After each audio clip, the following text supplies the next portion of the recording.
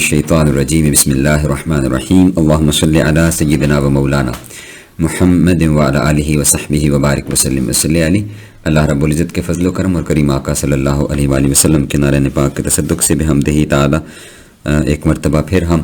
اپنی عرفان القرآن کلاس کے اندر موجود ہیں۔ یہاں تک ہم مکمل کر چکے ہیں سورہ بقرہ کی آیت نمبر 195 تک، جہاں پہ جو پچھلا ہم نے مضمون مکمل کیا وہ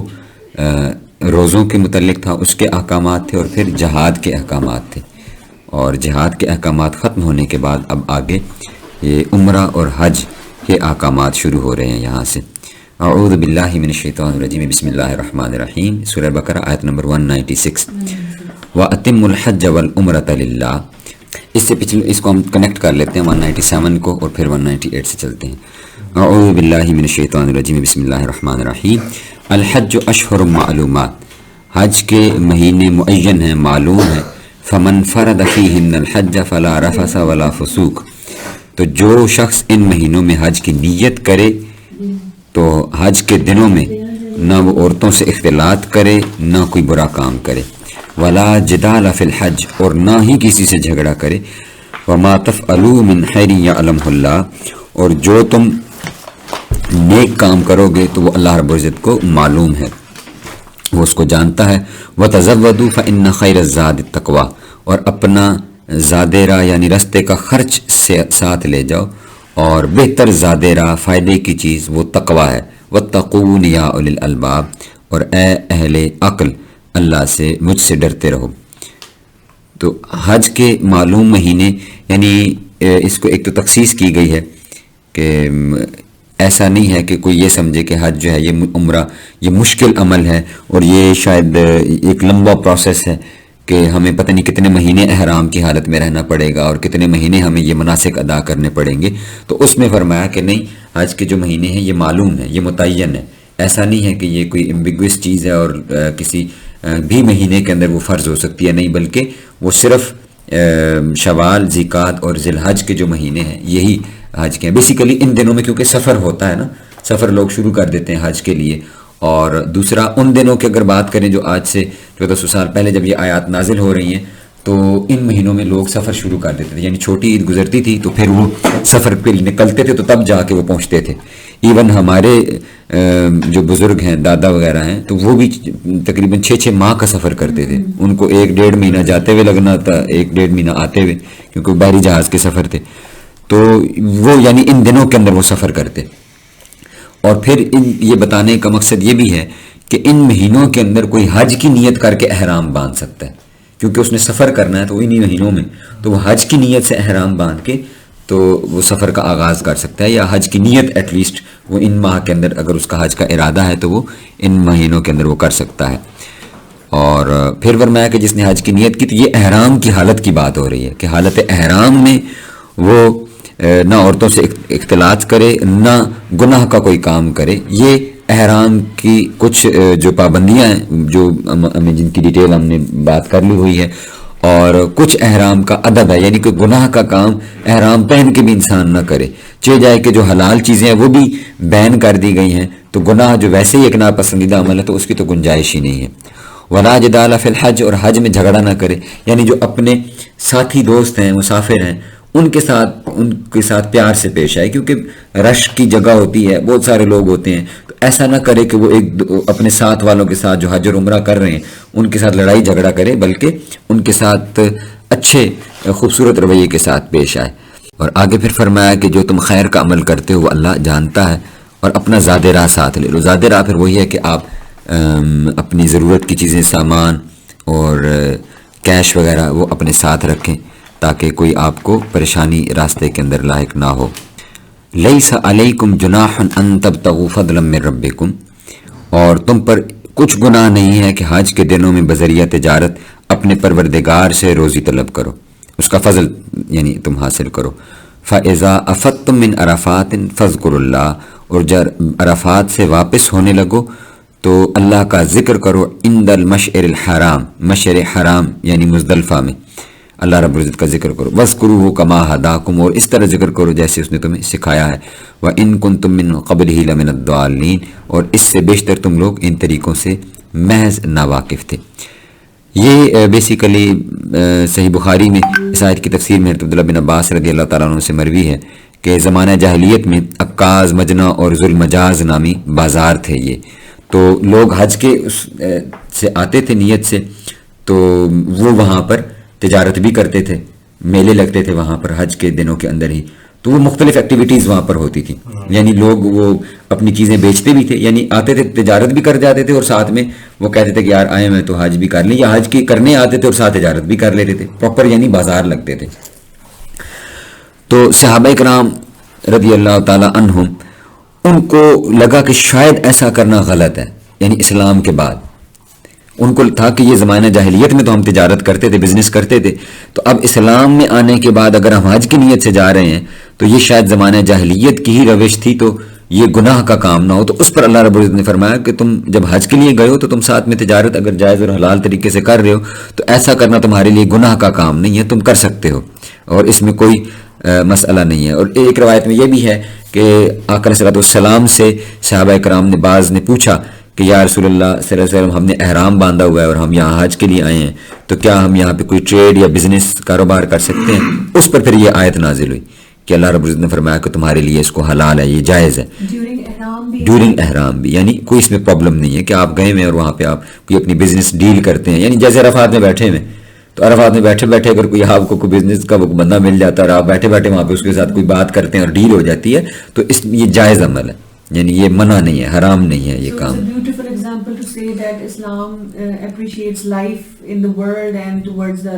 یس یس یس. اور اس کو اللہ پاک فضل فرما رہا ہے کہ اللہ کا فضل اگر تمہیں ملتا ہے تو اس میں کوئی گناہ نہیں ہے. لیس علیکم جناح، تم پر کوئی گناہ نہیں ہے، ان تبتغوا فضلا من ربکم، کہ تم اللہ کی سے اس کا فضل جو ہے وہ حاصل کرو ان حج کے دنوں کے اندر. تو اس میں کوئی ایسا معاملہ نہیں ہے. کتنی محبت ہونے لگتی ہے نا اللہ کی باتیں سن کے کہ اللہ کتنے کائنڈ ہے. جی جی. فَإِذَا أَفَضْتُم مِّنْ عَرَفَاتٍ، یعنی پھر آگے فرمایا کہ جب تم عرفات سے واپس آؤ. اب عرفات کا جو جیسے ہم نے اس کو پہلے بھی ڈسکس کیا ہے، یہ حج کا رکن اعظم ہے. یہاں پہ روایات کافی ساری موجود ہیں اور وہ یہ ہے کہ 9 ذی الحج کا سورج ڈھلنے کے بعد، یعنی دوپہر سے لے کر اور 10 ذی الحج کی صبح صادق طلوع ہونے تک، جو تہجد کا وقت جب ختم ہوتا ہے اس سے پہلے تک کوئی شخص ایک لمحہ بھی اگر عرفات میں گزار لے گا تو اس کا حج ہو جائے گا. تو اس میں کافی روایات ہیں کہ کچھ لوگ آقا اسلام کو بعد میں آ کر ملے اور آقا اسلام نے اس پہ بھی ان کو فرمایا کہ کوئی لیٹ ہے تو اس کو بھی فرمایا کہ تم صبح ہماری جو نماز ہے اس سے پہلے پہلے تک تم عرفات سے ہو کر آ جاؤ تو تمہارا حج ہو جائے گا. کسی نے آ کر کہا ان کے رسول اللہ میں وہاں پہاڑوں سے گزرتا ہے اور تھوڑی تھوڑی دیر رکتا ہے، تو آقا اسلام نے فرمایا کہ تمہارا اگر تم نے عرفات میں صبح سے پہلے کچھ لمحے بھی گزار لیے تو تمہارا حج ہو گیا. تو 9 ذی الحج کو کی دوپہر سے لے کر اور 10 ذی الحج کی صبح صادق طلوع ہونے سے پہلے تک عرفات میں کچھ وقت گزار لینا. پھر اس کے بعد فرمایا کہ تم واپس آؤ، تو یہ مشعر الحرام فرمایا کہ تم مشعر الحرام کے پاس اللہ کا ذکر کرو. مشعر الحرام جو مزدلفہ کا گراؤنڈ ہے، میدان ہے، وہاں پہ ایک خاص جگہ ہے مزدلفہ کے اندر، اس جگہ کو ہی مشعر الحرام اس کا نام. آپ نے شاید دیکھا وہاں بورڈ بھی، جی وہاں مسجد بھی ہے، بورڈ بھی لگے ہوئے مشعر الحرام کے. تو وہاں پہ فرمایا کہ وہاں پہ قیام کرو اور اللہ رب العزت کا ذکر کرو جیسا کہ اس نے تمہیں ذکر کرنا سکھایا ہے. خیر بڑی طویل روایات ہیں، ہم آگے چلتے ہیں. یعنی مختصر خلاصہ جو میں نے آپ کے سامنے اس کو ذکر کر دی ہے. وَإِن كُنتُم مِّن قَبْلِهِ لَمِنَ الضَّالِّينَ، تو یہ اللہ رب العزت فرما رہا ہے کہ یہ ہم نے یہ چیزیں قرآن مجید میں تمہیں صحابہ کرام کو مخاطب کرتے ہوئے کہ تم ان چیزوں کو جانتے نہیں تھے، ہم نے تمہیں یہ چیزیں یہاں پر بتائی اور سکھائی ہیں. اور پھر مزدلفہ کیونکہ 10 ذی الحج کا دن ہوتا ہے تو آگے پھر عید، وہ حاجیوں کے لیے تو نماز نہیں ہوتی، باقیوں کے لیے ہوتی ہے، اور وہ پھر کیا کرتے ہیں کہ اپنی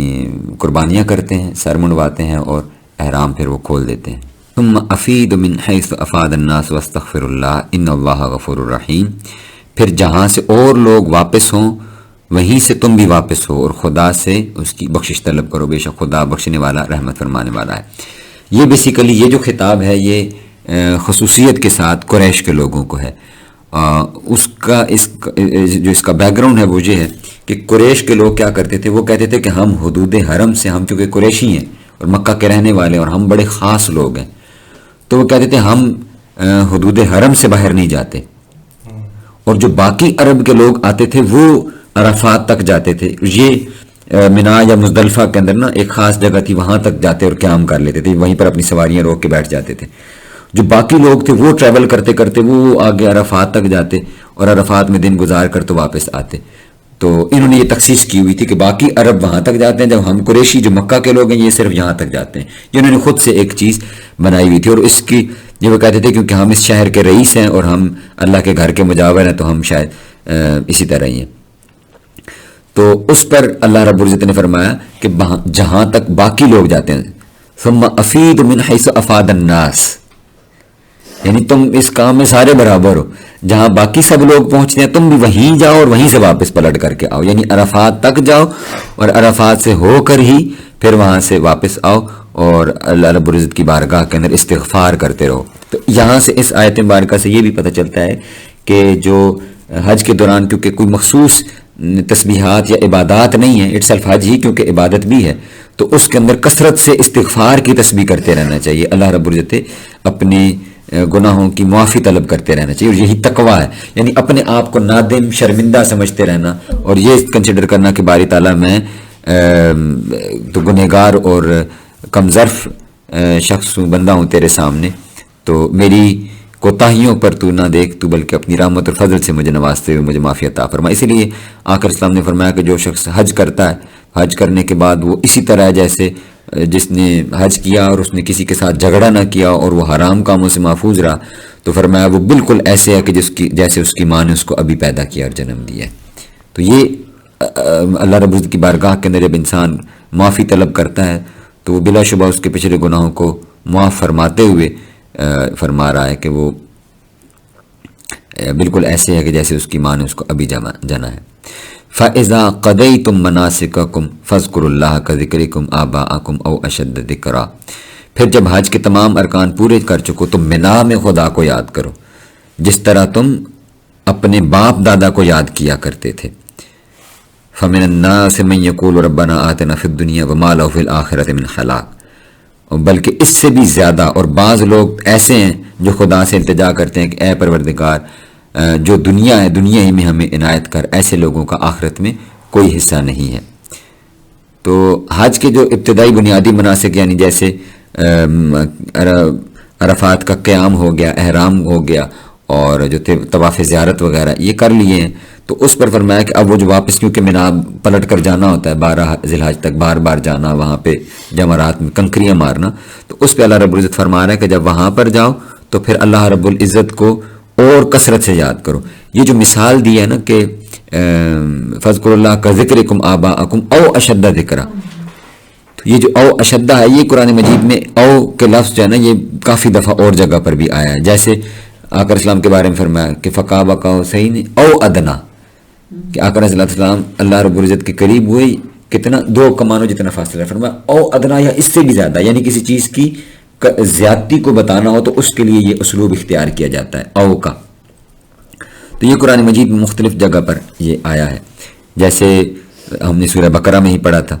کہ فَهِيَ كَالْحِجَارَةِ او اشد قسوہ، کہ ان کے دل ایسے ہیں جیسے پتھر ہیں، او اشد قسوہ یا سختی کے اندر پتھر سے بھی زیادہ سخت ہیں. تو یہاں بیسیکلی اللہ رب العزت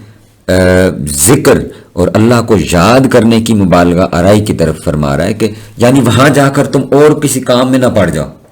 گفتگو کرنا اور اپنے کسی مصروفیت میں نہ پڑ جاؤ، بلکہ اللہ کو کثرت سے یاد کرو، کثرت کے ساتھ اللہ کو یاد کرو.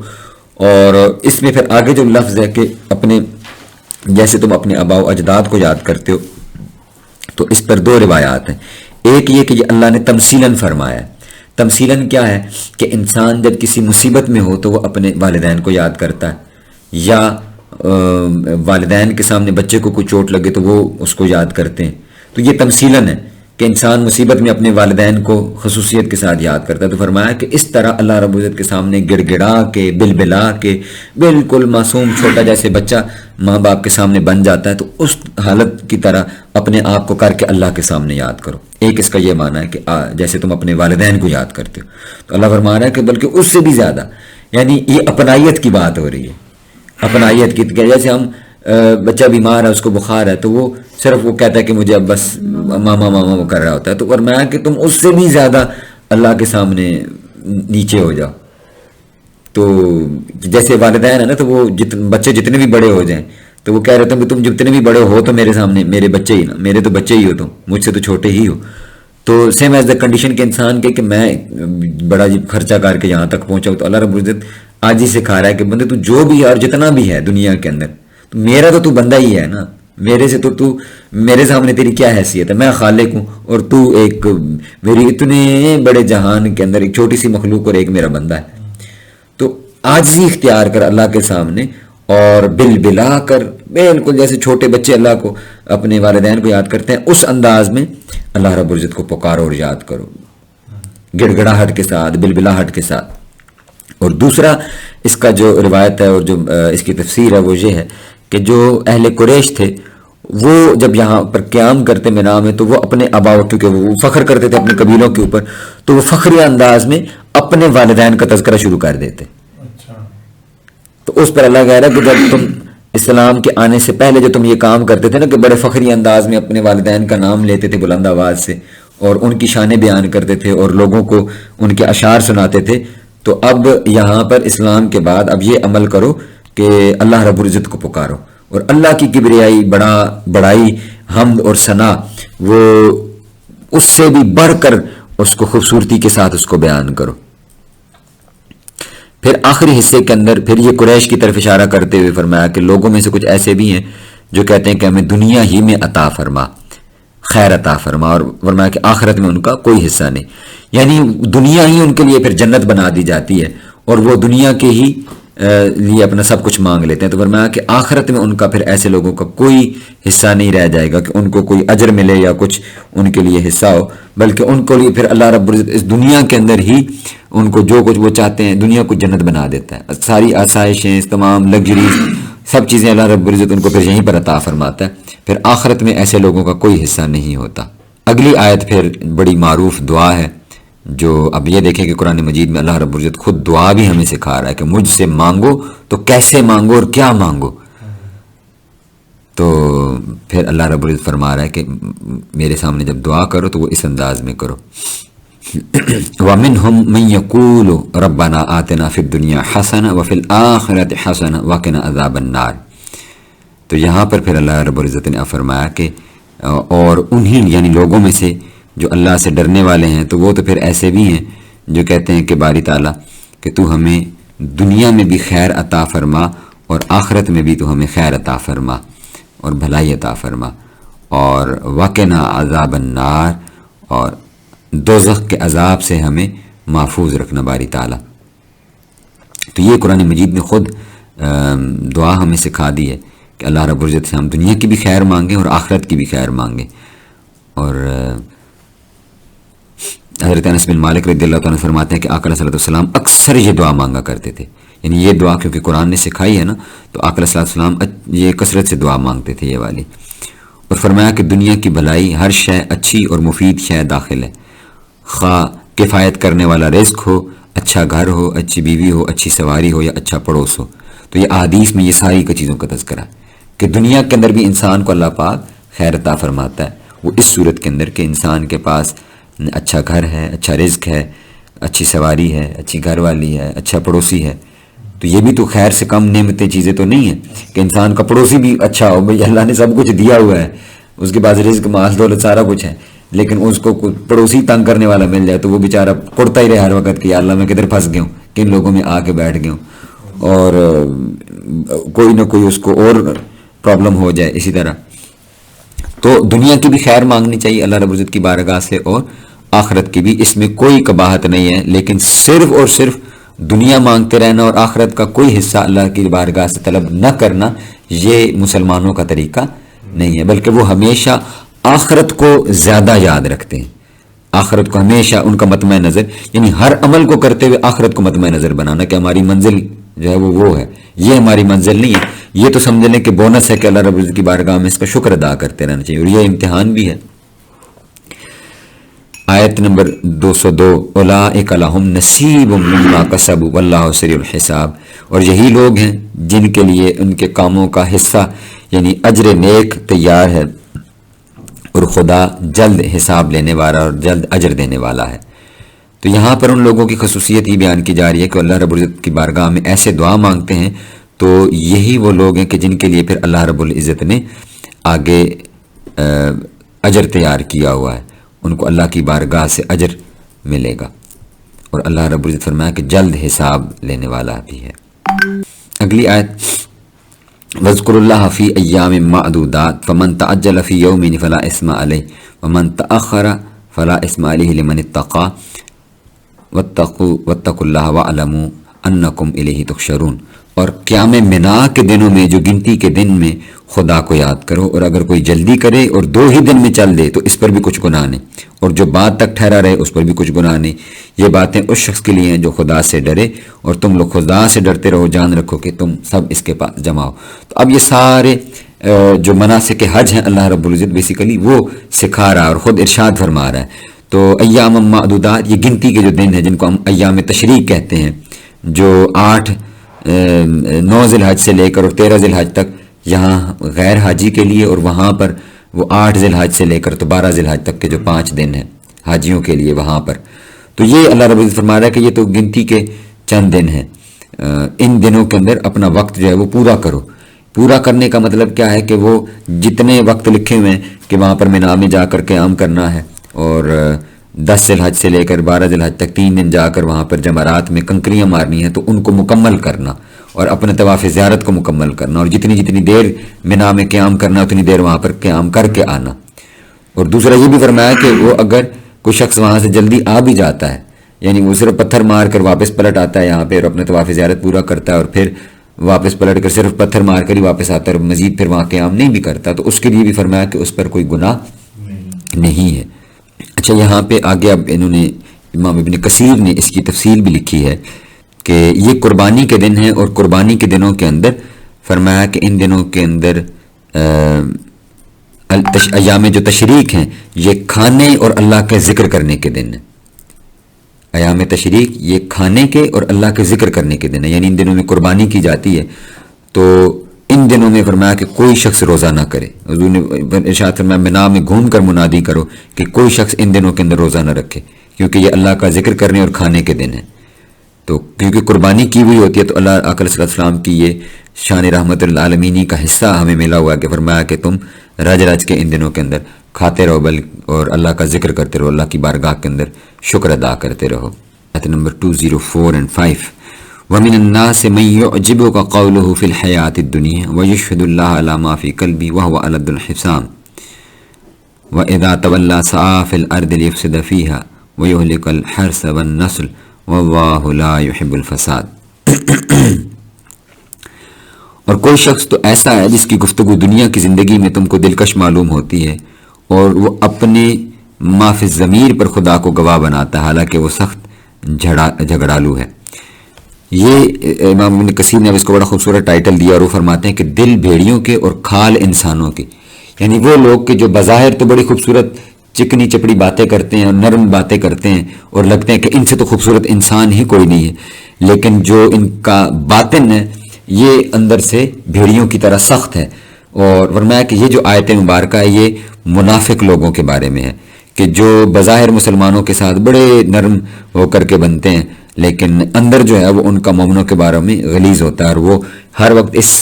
خواہش کے اندر بھی ہوتے ہیں اور اس کوشش میں بھی ہوتے ہیں کہ کس طرح ان کو تکلیف پہنچائی جائے اور ان کو زچ کیا جائے، ان کو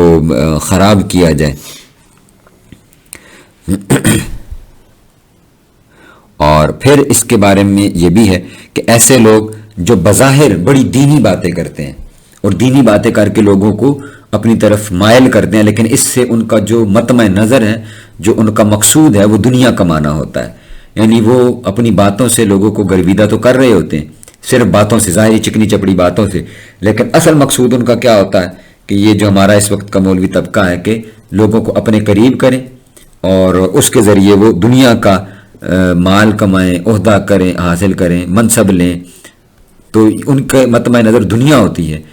آخرت کا حصہ نہیں ہوتا۔ تو تو یہ منافقین کے بارے میں اللہ رب العزت نے ارشاد فرمایا. اور وَإِذَا تَوَلَّى سَعَىٰ فِي الْأَرْضِ لِيُفْسِدَ فِيهَا وَيُهْلِكَ الْحَرْثَ، اور جب پیٹھ پھیر کر ایسا شخص جو جاتا ہے تو زمین میں فساد پھیلانے کے لیے اور کھیت اور مویشی وہ ہلاک کرے، تو اللہ فساد کو پسند نہیں فرماتا.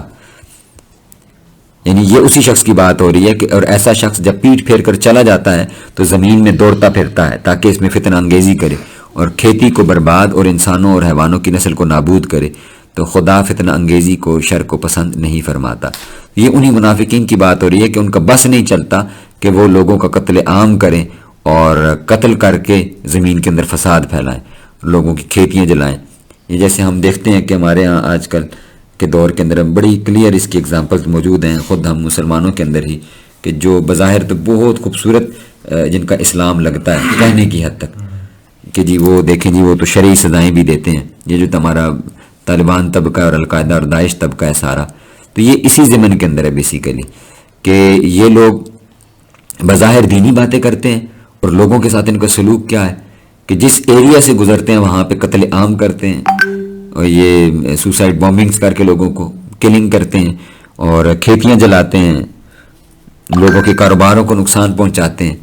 تو یہ ان کے اندر بیسیکلی، اور اس سے ان کو بڑی عجیب سی ایک خوشی بھی ملتی ہے، بڑی عجیب سی ان کو خوشی ملتی ہے. وَإِذَا قِيلَ لَهُ اتَّقِ اللَّهَ أَخَذَتْهُ الْعِزَّةُ بِالْإِثْمِ فَحَسْبُهُ جَهَنَّمُ وَلَبِئْسَ الْمِهَادُ، اور جب ان سے کہا جاتا ہے کہ خدا سے خوف کرو تو غرور ان کو اس گناہ میں پھنسا دیتا ہے، سو ایسے کو جہنم سزاوار ہے اور وہ بہت برا ٹھکانہ ہے. تو یہ وہ لوگ ہیں کہ جو پھر اس سے باز نہیں آتے سمجھانے کے اوپر.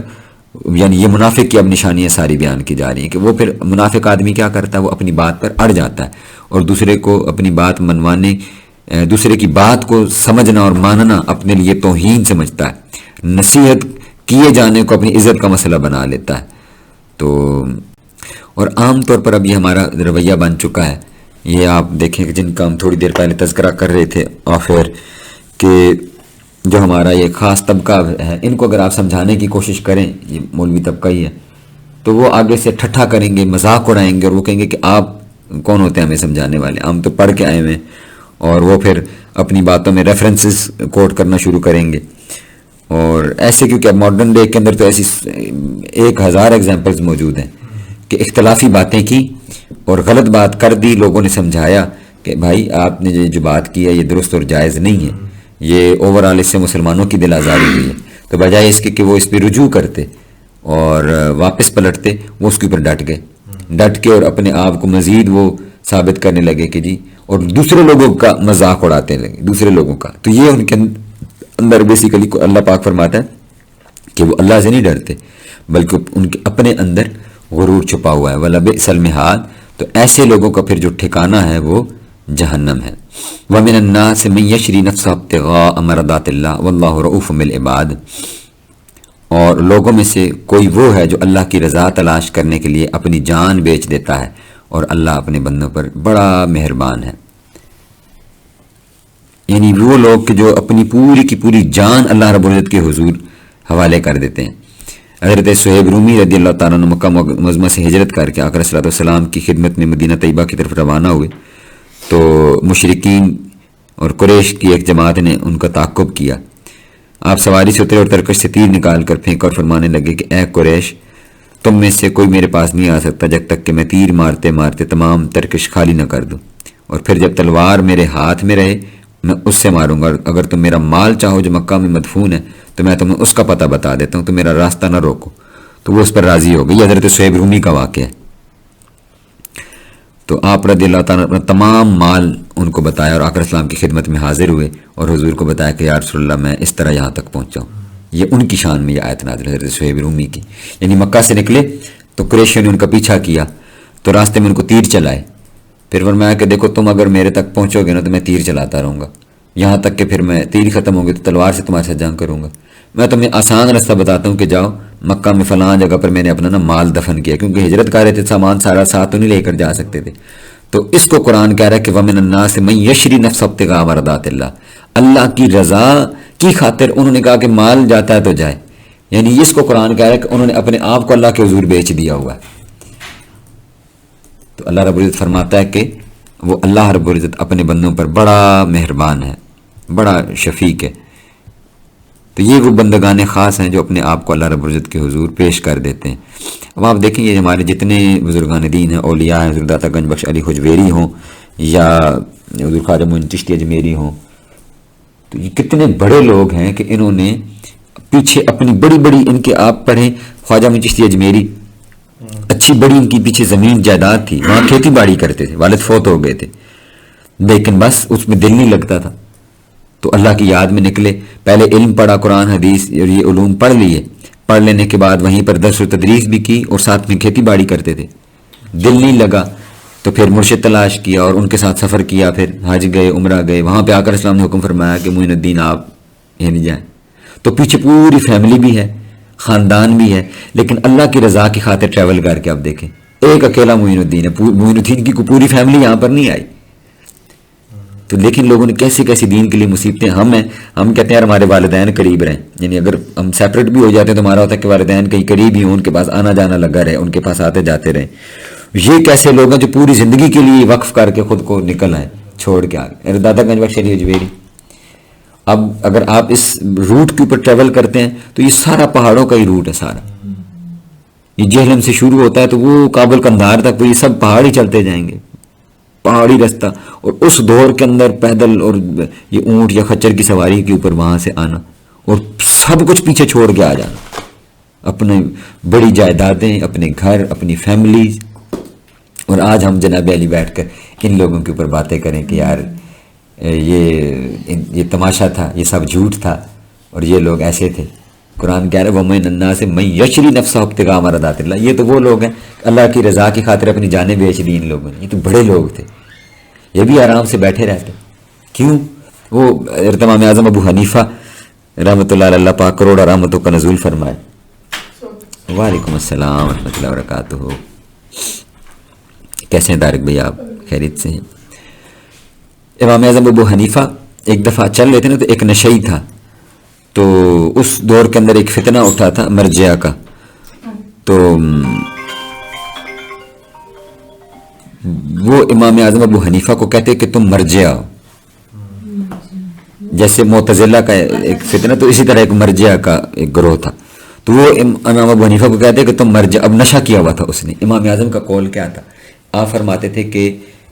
کسی شخص نے اگر زبان سے اقرار کر لیا نا، کلمہ پڑھ لیا، دل زبان سے پڑھ لیا اور دل سے گواہی دے دی ہے، تو وہ مؤمن ہے، مسلمان ہے، عمل میں کمزور ہے تو وہ جہنمی، ہم اس کو نہیں کہیں گے، اللہ پاک کی کرم میں رحمت ہے کہ وہ اس کو بخش دے، اور چاہے تو وہ اس کو تھوڑا بہت سزا عذاب دے کے پھر جنت میں بھیج دے، یعنی آپ اس کے لیے گنجائش نکالتے تھے۔ دوسرے لوگوں کا یہ خیال تھا، یہ جو مرجع تھے یہ سخت تھے، یہ کہتے تھے نہیں بھائی نہیں، جو شخص ایک نماز بھی چھوڑے گا تو وہ کافر ہے، جو شخص شراب بھی پیے گا تو وہ بھی ایسا اور ویسا ہے، تو وہ اب وہ شرابی تھا اور امام اعظم کو کہہ رہا تھا کہ تو مرجع ہے، تو امام فرماتے کہ ہاں تو سچ کہا ہے، کیونکہ میں نے تیرا ایمان بچایا ہے، کیونکہ میں تو تیری طرف کھڑا ہوں کہ تو حالانکہ تو نے شراب پی ہوئی ہے، تو تجھے تو وہ یہ جو مرجع لوگ ہیں یہ تو تجھے جہنمی کہتے ہیں، میں ہوں جو تیرے ایمان کی گواہی دیتا ہوں کہ نہیں یار اس نے اگر زبان سے کلمہ پڑھا بھی ہوا ہے تو پھر بھی یہ، تو وہ جو اعلیٰ فاضل بریلوی فرماتے ہیں نا کہ ظالموں کلمہ پڑھانے کا بھی احسان گیا، تو یہ تو وہ لوگ ہیں کہ جن کی وجہ سے ہمارے بزرگ اور ہماری فیملیز اوپر آبا و اجداد نے کلمے پڑھے ہیں، تو آج جب ہمیں کلمہ نصیب ہو گیا اور ہم مسلمانوں کے گھروں میں پیدا ہونا شروع ہو گیا تو ہم نے انہی بزرگوں کا انکار کر دیا ہوگا،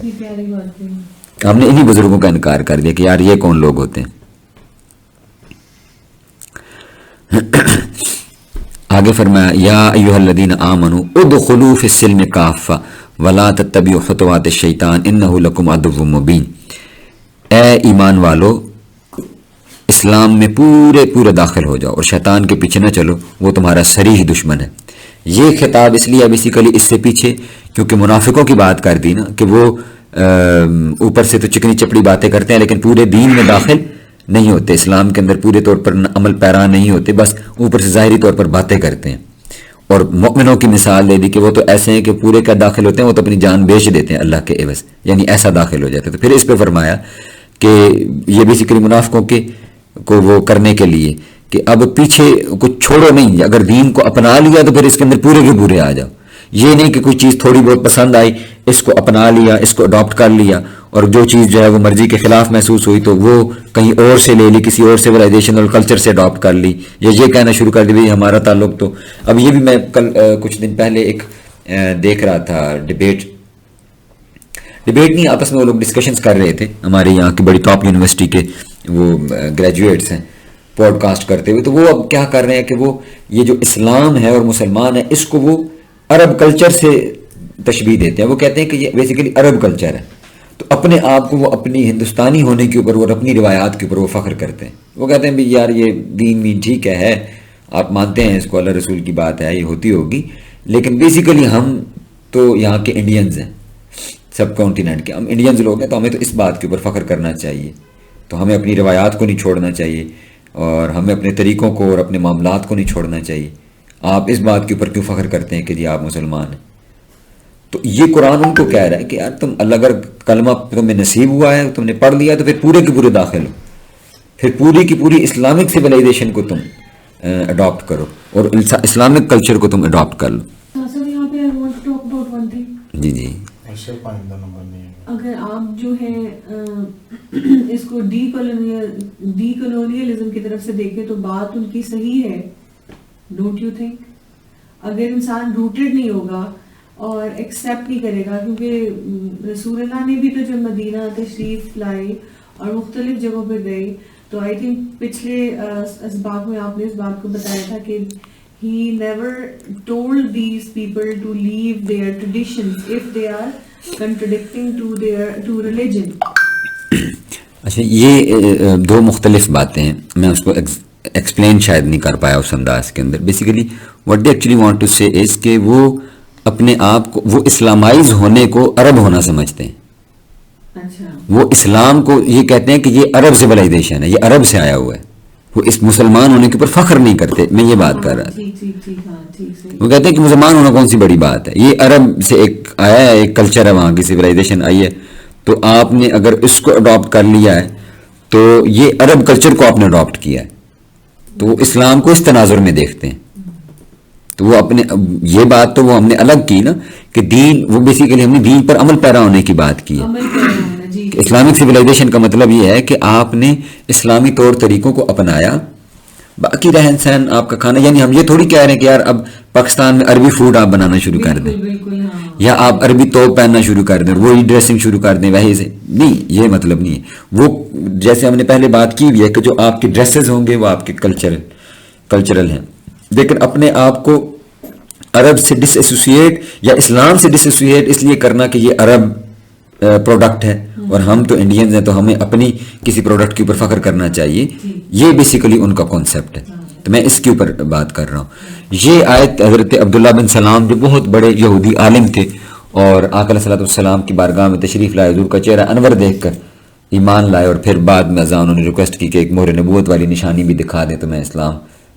کو قبول کرتا ہوں. تو یہ ان کی بارے میں یہ آتی ہے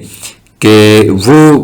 جب یہود سے مسلمان ہوئے تو آقا علیہ الصلوۃ والسلام سے انہوں نے گزارش کی کہ یا رسول اللہ ہمیں ہفتے کے دن کی عزت اور راتوں کے وقت رات پر عمل کرنے کی اجازت دیں. اچھا, تھے تو یہودی عالم تھے, تو پیچھے سے اب یہ ہے وہ بات کہ اسلام بھی قبول کر لیا ہے لیکن اپنی پچھلی روٹس کو بھی نہیں چھوڑ رہے. تو یہی یہ میں بات کر رہا ہوں کہ یہ بیسیکلی کہ قبول اسلام بھی کر لیا اور آپ کہہ رہے ہیں کہ نہیں ہم تو اپنی سب کانٹیننٹ کی جو ہماری پچھلی روایات چلی آ رہی ہیں ان کو ہم کیسے چھوڑ دیں. وہ تو بڑی کمال کی تھی, ہم نے تو ان کو عمل, کیونکہ اگر وہ یہود تھے تو ان کو تو یہ ہوگا نا کہ وہ ایک پریکٹس ہو جاتی ہے نا, آپ کی مسل میموری. ایگزیکٹلی, مسل میموری بھی ہے, اور وہ اپنی رسپیکٹ بھی فیل کرتے ہیں نا, ہاں کہ بھی ہمارا مذہب تھا تو شاید اس کی بھی عزت کریں تو یہ شاید ایسا اچھا ہوگا. ان کو لگتا ہوگا کہ یہ شاید ایسا کرنا اچھا ہے, کیونکہ ہم مسلمان تو موسیٰ علیہ السلام کو تو مانتے ہیں نا. تو اس پر پھر یہ آیت نازل ہوئی کہ ادخلوا فی السلم کافہ, اسلام میں پورے کے پورے داخل ہو جاؤ, کہ اب اسلام کے پر عمل پیرا ہو, اسلامی احکام پر عمل کرو. یعنی اب آپ نے کیا کرنا ہے, اب آپ نے جمعہ کا دن آپ کے لیے رکھا گیا ہے تو جمعہ کے دن کی باتیں کریں. یعنی کہ حضرت عمر فاروق رضی اللہ تعالیٰ عنہ اگر ایک دفعہ آئے, انہوں نے تورات کی کتاب کھولی تو آقا اسلام کے چہرے انور کا رنگ متغیر ہو, اور حضور نے فرمایا اگر آج کے دن موسیٰ بھی ہوتے تو ان کو بھی قرآن کی اور حاجت ہوتی اور میری حاجت ہوتی. یہ دوبارہ بتائیں گے پلیز. حضرت سیدنا عمر فاروق رضی اللہ تعالیٰ عنہ کو نا تورات کی کچھ تختیاں کہیں سے ملی، تو وہ آئے تو مسجد نبی شریف میں بیٹھ کے وہ پڑھنے لگ پڑے. تو آقا السلام کے سامنے بیٹھ کے تو حضور نے دیکھا تو حضور نے فرمایا کہ اگر موسیٰ آج کے دور میں ہوتے تو ان کو بھی ہماری حاجت ہوتی اور ہمارے قرآن کی حاجت ہوتی. یعنی اب یہ ختم ہوگی، یہ کتابیں، یہ احکامات، یہ سب کچھ اب قرآن ہے اور آقا صلی اللہ علیہ وسلم ہے، تو انہی کی سیرت ہے اور انہی کا قرآن ہے، اس کے اوپر ہم عمل پیرا رہے ہیں. تو اس پر قرآن یہ بیسیکلی ان کو یہ حکم دیا عبداللہ بن سلام رضی اللہ تعالیٰ عنہ کو. یعنی ہم ان کا ادب ان چیزوں کا ضرور کرتے ہیں، لیکن ہم کہیں کہ جی ہم کیونکہ بڑا خوبصورت ان کو پریکٹس بھی نہیں رکھ سکتے ان کو. اب اسلام میں آئے تو پھر مکمل کے مکمل اسلام کے اندر ہی ہم داخل ہو جائیں اور اسلامک سویلائزیشن اور اسلامک کلچر جو ہے اس کو مکمل طور پر اڈاپٹ کر لیں.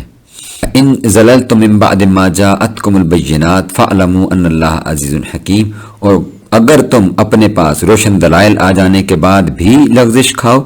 تو جان لو اللہ زبردست حکمت والا ہے. یعنی پھسلنے کی بات ہو رہی ہے کہ اگر اسلام تمہیں ایک ایک چیز کھول کھول کر واضح بتا رہا ہے، منافقوں کی نشانیاں بتا دی، مؤمنوں کی نشانیاں بتا دی، احکامات بتا دیے، تو یہ سب کچھ معلوم ہو جانے کے بعد یعنی علم آ جانے کے بعد اب اگر تم اسلام میں پورے کے پورے داخل ہونے سے دور رہو یا اسلام کی راہ کے خلاف روش اختیار کرو تو یہ پھر فرمایا کہ اب یہ جرم ہے اور علم کے باوجود بے عملی یہ جہالت ہے اور یہ قابل گرفت عمل ہے.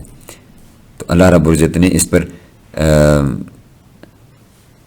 وعید اس انداز میں تو نہیں فرمائی، لیکن ایک کیا کہتے ہیں کہ تنبیہ ضرور فرما دی ہے کہ تم باز آ جاؤ، یعنی اپنے کام ان حرکتوں کو چھوڑ دو. هل ينظرون الا ان ياتيهم الله في ظلل من الغمام والملائكه وقضي الامر والى الله ترجع الامور. لوگ تو اسی چیز کا انتظار کر رہے ہیں کہ بادلوں کے سائے میں ان کے پاس اللہ کا عذاب اور فرشتے آ جائیں اور فیصلہ کر دیا جائے اور اللہ ہی کی طرف سب کام لوٹائے جاتے ہیں. تو یہ بیسیکلی وہ لوگ کہ جنہوں نے اسلام کو اڈاپٹ نہیں کیا، یہ غیر مسلموں کی بات ہو رہی ہے، اس میں اہل کتاب بھی اور مشرک بھی شامل ہیں، منافق بالخصوص، کہ جو انتظار میں رہتے تھے کہ ان کا پتہ نہیں کہا ہوا سچ ہی نہ. اب وہ نا دو طرح کی زندگی گزار رہے ہیں. آدھی اس طرح کی کہ اگر عذاب کے کوئی آنے کے چانسز ہوئے تو ہم کہیں گے کہ نہیں ہم تو اسلام کے اندر نہیں، تو ہم پچھلی اپنی زندگی تو گزار ہی رہے ہیں. تو اس پر یہ اللہ پاک فرما رہا ہے کہ یہ کیسے لوگ ہیں کہ یہ ابھی تک ویٹ کر رہے ہیں کہ شاید عذاب آ جائے گا تو آسمانوں سے عذاب نازل ہوگا. کیونکہ پچھلی قوموں کا حوال بتایا نا قرآن نے کہ حود علیہ السلام کی قوم عاد کے اوپر بادلوں سے بارش کا عذاب اترا اور لوط علیہ السلام کی قوم کے اوپر بھی اسی طرح جو پتھر برسے آسمان سے. تو وہ اللہ رب نے اس کی طرف ایک اشارہ دیتے ہوئے فرمایا کہ جن لوگوں کو لگتا ہے کہ ابھی ان کے اوپر آسمان سے عذاب نازل ہو تو یہ اس چیز کا ویٹ کر رہے ہیں، یا پھر ان کے اوپر فرشتے ان کے سامنے آ جائیں تاکہ ہر چیز ان کے سامنے بالکل واضح ہو جائے. وقضی الامر وإلی اللہ ترجع الامور. فرمایا کہ تمام کاموں کا رجوع وہ اللہ رب العزت کی ہی طرف ہے. اور ایک اس کا جو اس کے معانی ہیں وہ یہ بھی ہیں کہ یہ قیامت کے دن کے حوالے سے بھی ہے کہ قیامت کے دن میں ایسا نہیں ہے کہ لوگ جب اپنے ان کے اعمال کا فیصلہ ہو رہا تو اس وقت وہ یہ ویٹ کر رہے ہوں گے اور دیکھیں گے کہ اب شاید کوئی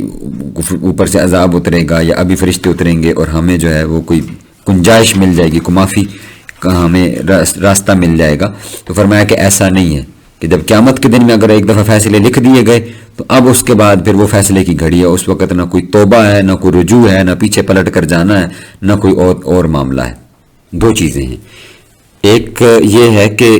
اس دن لوگوں کی نہ بہت سارے کی قرآن مجید نے اس کو پھر آگے مختلف مقامات پر بھی بیان کیا ہے کہ وہ اس دن یہ خواہش کریں گے کہ کاش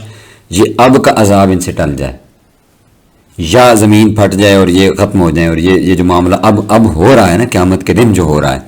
کیونکہ بیسیکلی قیامت کا آنا بھی ایک پوری قیامت ہوگی. پہلے ہی قیامت شروع ہوتے ہی حساب نہیں شروع ہو جائے گا. سورج سبا نیزے پر جمع کر کے چھوڑ دیا اللہ رب العزت نے. تو میں پہلے تو یہ مزہ چکھوں نا تم سارے. اب وہ کبھی جائیں گے آدم علیہ السلام کے پاس تو یہاں سے زبانیں لٹک کے حلق سے باہر آ جائیں گی، پسینے میں ڈوبے ہوئے ہوں گے تو حلق خشک ہو جائیں گے تو بھاگیں گے. ساری انسانوں کہیں گے کیا کریں، حساب ہی نہیں شروع ہو رہا، جمع ہو گئے. ان کا باری تعالیٰ ہمارا فیصلہ فرما کہ جنت میں جانا جہنم میں جو بھی ہے وہ فیصلہ فرما. اس پر وہ جائیں گے آدم علیہ السلام کے پاس کہ آپ اللہ رب العزت سے، آپ کیونکہ اللہ کے صفی اللہ ہیں، اللہ نے آپ کو خود اپنے ہاتھ سے تخلیق فرمایا، اللہ کے ہاتھ میں باری تعالیٰ ریکویسٹ کریں کہ باری تعالیٰ ہمارا حساب جلد فرما. پھر وہ فرمائیں گے نہیں بھائی آج اللہ کا جلال جو ہے نا وہ عروج پر ہے، آپ کسی اور کے پاس جائیں. وہ نوح علیہ السلام کے پاس جائیں گے، یا نوح آپ نجی اللہ ہیں تو آپ اللہ کی بارگاہ میں ریکویسٹ کریں. اللہ نے آپ کو صدقے سے پانی کا طوفان ختم کیا تھا تو اللہ رب العزت یہ عذاب بھی ختم فرمائے. آپ فرمائیں گے کہ نہیں بھائی کسی اور کے پاس جاؤ. وہ ایک ایک نبی کے پاس جائیں گے اور کرتے کرتے کرتے کرتے عیسیٰ علیہ السلام کے پاس پہنچیں گے. یعنی 1,24,000 سارے پیغمبروں کے پاس جائیں گے، سب کو ان کے واسطے دیں گے. تو عیسیٰ علیہ السلام فرمائیں گے کہ نہیں میں نہیں، اذهبوا الی غیری. سارے نبی یہ کہیں گے، سب فرمائیں گے اذهبوا الی غیری، اذهبوا الی غیری، اذهبوا الی، میرے علاوہ کسی کے پاس جاؤ، میرے علاوہ کسی کے پاس جاؤ. تو جب عیسیٰ علیہ السلام کے پاس جائیں گے وہ کہیں گے اذهبوا الی محمد، محمد صلی اللہ علیہ وسلم، آقا اسلام کے پاس جائیں. حضور کے پاس آئیں گے. اب حضور یہ نہیں فرمائیں گے کہ اذهبوا الی غیری، کسی اور کے پاس جاؤ، اللہ کا جلال بڑا آج اس کا قہر بلند ہے. آقا سے فرمائیں انا لہا، آج کے دن تو میں ہی ہوں، آج کے دن میرے لیے. حضور سجدے میں گریں گے تو جو ہی اللہ رب العزت آقا اسلام کو سجدے میں گرا دیکھے فرمائے محبوب ارفع رأسک، اپنا سر اٹھائیے. محبوب آپ فرمائیں کہ کیا. آقا اسلام فرمائیں گے کہ باری تعالیٰ یہ ساری مخلوق یہ انتظار میں ہے، آپ حساب ان کا جلد فرمائیں. پھر اللہ رب العزت حکم دے گا چلے بھائی ان کا حساب شروع کریں. ورنہ تو وہ پہلے اپنے جلال کا منظر دکھائے گا، اپنا قہار ہونا بتائے گا اور فرمائے لمن الملک اليوم، بتاؤ بھی بڑے بادشاہ بنتے تھے، بڑے تم وہ تھے، اب بتاؤ آج کے دن کس کی بادشاہی ہے. لیکن صرف آقا علیہ السلام کی ریکویسٹ کے اوپر یہ ہوگا. تو وہ جو کافر لوگ ہیں نا وہ بیسیکلی یہ امیجن کر رہے ہوں گے کہ یا ہمیں دنیا میں بھیج دیا جائے اور یا ہم سے یہ عذاب ٹال دیا جائے. تو کیونکہ میں نے کہا نا کہ قیامت کا آنا بھی ایک قیامت ہوگی، قیامت سے پہلے حساب سے پہلے ایک پوری قیامت سے گزارا جائے گا. دوسرا جو آپ نے کہا ہے کہ وہ جو سٹبن لوگ ہیں، اب وہ بڑی خوبصورت روایات ہیں اللہ رب العزت کی رحمت اور شفا، اللہ رب العزت کی بخشش کی. آقا اسلام کی احادیث ہیں، مختلف احادیث ہیں. ان میں سے ایک یہ بھی ہے کہ اللہ رب العزت ایک شخص کو فرمائے گا اپنا نامہ اعمال پڑھ، اقرأ کتابک، یہ جو تمہارے ہاتھ میں تمہارا نامہ اعمال ہے اس کو پڑھو. تو وہ نا شرمندہ سا چھوٹے گناہ پڑھنا شروع کر دے گا، گناہ صغیرہ پڑھنا شروع کر دے گا. تو اللہ رب العزت کو فرمائے گا بھی ہاں بھائی تو نے چھوٹے گناہ کیوں پڑھے ہیں سارے، تمہارے نامہ اعمال میں تو بڑے گناہ بھی لکھے ہیں. تو عرض کرے گا باری تعالیٰ مجھے حیا آتی ہے تیرے سے، میں نے اس لیے چھوٹے چھوٹے گناہ پڑھ دیے. اللہ رب فرمائے گا جا پھر میں نے تیرے سارے چھوٹے گناہ بخش دیے.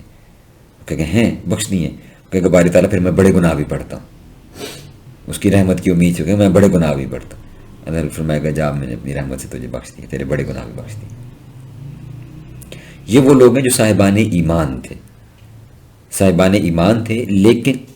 کچھ نہ کچھ غلطی گناہ ایسی چیزیں ان کے پاس رہی ہیں تو اس پر اللہ اور لیکن اللہ رب العزت کی بارگاہ سے نا امید نہیں تھے، اس کی توحید کے انکاری نہیں تھی. تو اللہ رب العزت ایسے لوگوں پر کرم فرمائے گا، سب پہ انشاءاللہ کرم فرمائے گا. لیکن وہ لوگ جو قرآن نے نا ایک چیز بیان کی، بیسیکلی گناہ سے اللہ رب العزت نے نفرت نہیں فرمائی، یا اللہ رب العزت نے گناہ گار سے نفرت نہیں فرمائی. گناہ کو کے اوپر ڈٹ جانا یا اس کو گناہ نہ سمجھنا، یعنی اللہ سے نا خدا خوفی، دل کے اندر سے خدا خوفی، اللہ کا خوف ختم ہو جائے تو انسان بے دھڑک ہو کے جو ہے وہ گناہ کرے، اور جو کام کر رہا ہو اس کے دل میں یہ بھی خیال نہ ہے کہ یہ میں غلط کر رہا ہوں، وہ سمجھے کہ یہ میرا رائٹ ہے، یہ میرا حق ہے، ایسا کرنا میں تو میرا کوئی مسئلہ ہی نہیں ہے. اس پر پکڑ ہے، اس پر پکڑ ہے، اس پر عذاب ہے. تو یہاں پر ہی ہم اپنی گفتگو کو ختم کرتے ہیں. اللہ رب العزت کی بارگاہ کے اندر دعا ہے کہ وہ ہمیں قرآن مجید کو صحیح طور پر سمجھنے اور اس پر عمل پیرا ہونے کی توفیق عطا فرمائے.